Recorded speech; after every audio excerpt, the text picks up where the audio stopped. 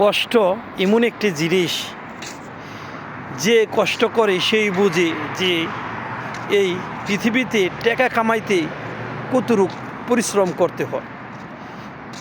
এই কাজের আশায় এই পরিশ্রম করি একমাত্র কিসের জন্য? সুখ এবং শান্তির জন্য। সেই টাকা যদি আপনি ভালো একটি ক্ষেত্রে না লাগাইতে পারেন, তাহলে এর চেয়ে আর দুর্ভাগ্য কিছু হয় না।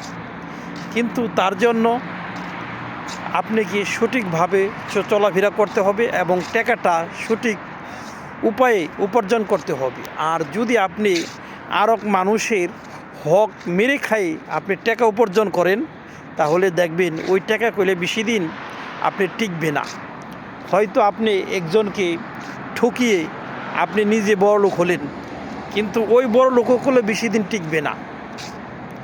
কেন? আল্লাহ তাআলা একজন আছে। আপনি হয়তো একজনকে ঠকিয়ে আজ অনেক টাকার মালিক হলেন, কিন্তু ওই লোকের হকটা যে আপনি মেরে খাইলেন, এই জিনিসটা কি আপনি একবার চেষ্টা করে দেখছেন? একবার বুঝিয়ে দেখছেন যে আপনি বৈশা বৈশা আরেকজনের হক মেরে খাইয়ে আপনি লক্ষ লক্ষ টাকার মালিক হবেন, বড় বড় ডব ছাড়বেন? কিন্তু ওই লোকটা তো অনেক পরিশ্রম করে টাকা পয়সা উপার্জন করে, তাহলে হ্যার ভাগ তো হ্যাকে দেওয়া দরকার।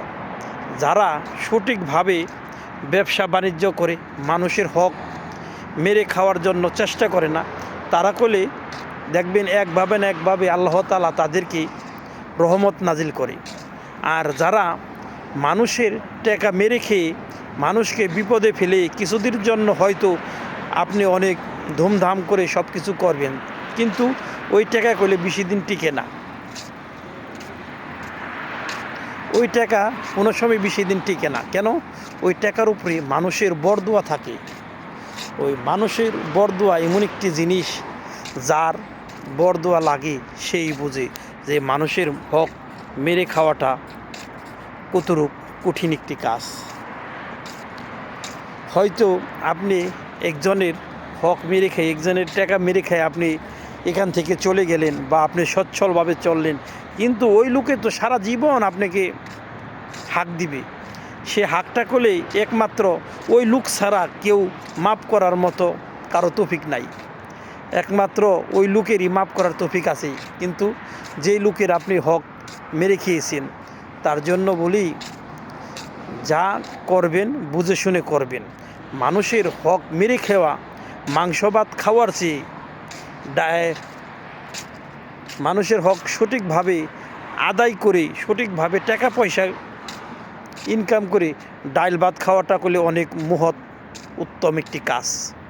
কারণ পরেরটা ভালো নাই খেয়ে নিজে ইনকাম করে যদি ডাইল ভাতও খান, আল্লাহ তাআলার যে রহমত সেটা নাজিল হয়।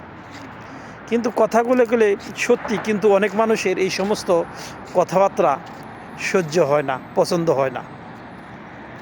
কিন্তু এই ধরনের জিনিস যদি আমরা চলতে ফিরতে পারি, দেখবেন আমাদের দেশটাকে কিন্তু এখনও সোনার বাংলা গড়া সম্ভব হবে।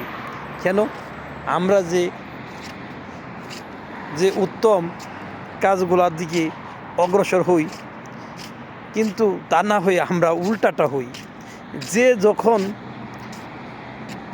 যে যখন টাকার ক্ষমতার বল যার বেশি থাকে, সেই অন্যায়কে প্রশ্ন দেয়। যদি এই অন্যায়কে প্রশ্ন না দিয়ে সঠিকভাবে বিচার করে, তাহলে কলে অনেক ভালো হয়, দেশটাও ভালোভাবে চলতে পারে।